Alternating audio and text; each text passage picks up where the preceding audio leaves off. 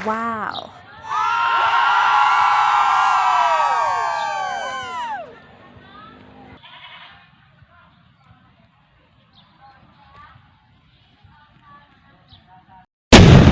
Safford jokes.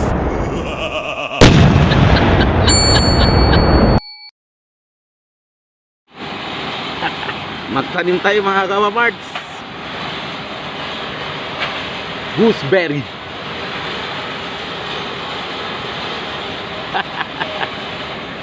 Dito natin itanim. What's up mga kapaparts? So nagdala ko ng similya sa planta. Dito natin itanim sa planta yung similya ng Star Gooseberry. Upang sa ganun, 5 years from now, mga empleyado sa planta ay may uwi na namang bunga ng gooseberry. Yung tawag nila gooseberry, pero sa amin yung ibang bilog. So Cañas Redondo ang tawag sa amin yan mga kapaparts. So dito sa area na to ay wastewater treating plant. So dito kami nagtatanim ng mga kalamansi, kung ano ng mga bunga. Mayroon dyan mga malunggay, sili, avocado. Kaya ito mga kapaparts, ayan, nakita nyo yan. Galing yun dito sa bahay. Dala-dala ko dyan para tanim dyan. Sa balang araw ay lalaki din yan. At maiharvest din natin na masarap na bunga ng gooseberry. Star gooseberry mga kapaparts. So ganito lang yan ang procedure paano itanim, na dapat hindi masyadong malalim mga kapaparts, kasi sa bandang ilalim na talaga matitigas yung lupa. So dapat nasa bandang itaas lang siya, tapos lagyan natin ng lupa. So sa nakita nyo yung mga kapaparts, hawak ko na parang semento na puti na matitigas, sludge yan mga kapaparts. Putik yan na galing dyan sa wastewater na pinatuyo. Mainam yung gawing fertilizer. Haluan yan sa lupa at ang mga halaman dyan ay tataba kasi nandyan mga bakterya. So haluan ng kunting lupa, tapos i-layer naman ng sludge, dry sludge. Ayun, putik yan na matitigas na may halong tawag nun, yung maputi. Yan, makita nyo parang matigas siya kasi tuyong-tuyo na yun siya. Pero pag ibasa natin yan, lalambot yan. May halo yung lime at saka yung mga putik. So maganda yung gawing fertilizer na kapaparts. Ayan, maliwanag. Kanina madilim man yun. So ito, ang tawag namin dito ay Cañas Redondo mga kapaparts. So ganun lang ang pagtatanim, para balang araw hindi na tayo maghanap pa kung saan saan mayroon. Dito na mismo sa planta ay pwede na natin makuha ang bunga. Ayun. So takpan ng maigi, tapos bihisan na ng tubig. Oh, nakita niyo mga kapaparts, parang bato.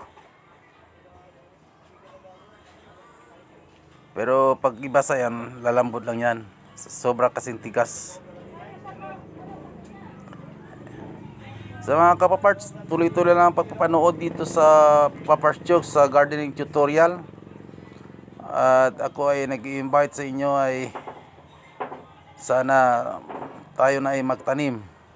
Gulay, mga prutas, mga ingredient, upang sa ganun hindi na tayo magbili ng bili pa. Yun lang talaga ang advokasya ko dito sa YouTube channel ko, na balang araw magpo-post din kayo na nagtatanim din kayo. So masaya ako makita na lahat tayo ay nag-iengganyo na magtanim sa ating bakuran.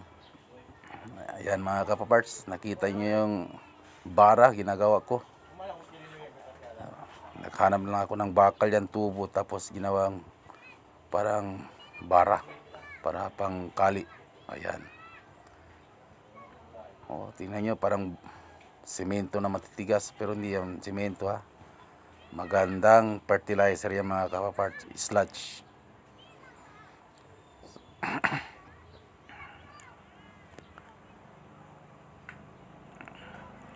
Ayan, patapos na siya mga kapaparts. So tuloy-tuloy lang po sa pagpapanood dito sa Papar's Jokes. At sana mag-subscribe din kayo at i-share sa iba upang ang iba ay may tawag doon,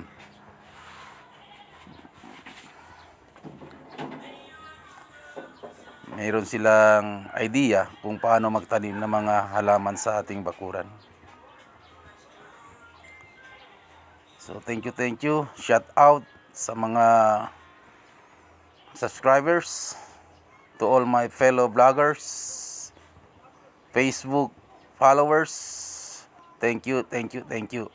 Ayan, pagod na si Papard. So I wish you all God protected mga kapaparts. So wastewater filtering tank kasi yun dito. Dito inalis yung mga sludge. At maganda itong gawing fertilizer. Parang bato siya, pero tingnan yung mga dami pag tumubo dyan ay matataba. Mga putik to na pinatuyo.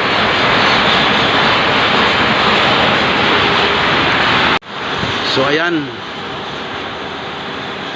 ang gooseberry natin, Camias redondo, na itinatanim natin dito ngayon sa loob ng compound.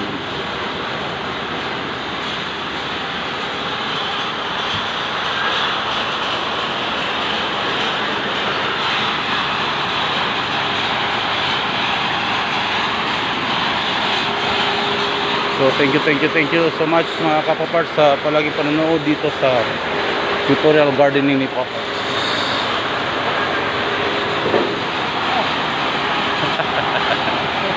And I wish you all God protected. Bye bye. Safford Jokes.